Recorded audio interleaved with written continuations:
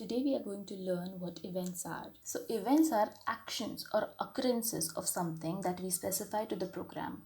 Like I ask the computer to perform a task A when action A happens. For example, the computer shuts down if the battery is low. Here, battery low is an event and shutting down is a task to perform when the computer identifies the event. So let's move on to the events in Scratch. Here, I have taken the task as move 10 steps. Let's try different events for the same. The when green flag clicked event specifies that when this green flag above the output screen is clicked, the code attached below this green flag event will be executed. When the space key pressed event detects whether the key was pressed and then executes the code.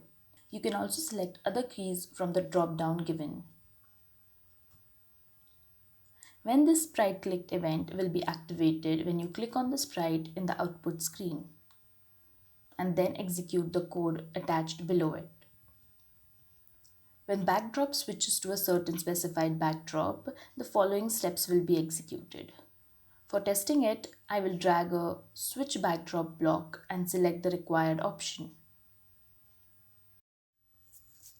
The next event is dependent on the sound's loudness. And finally, these events are related with broadcasts, which we will be learning later. Bye.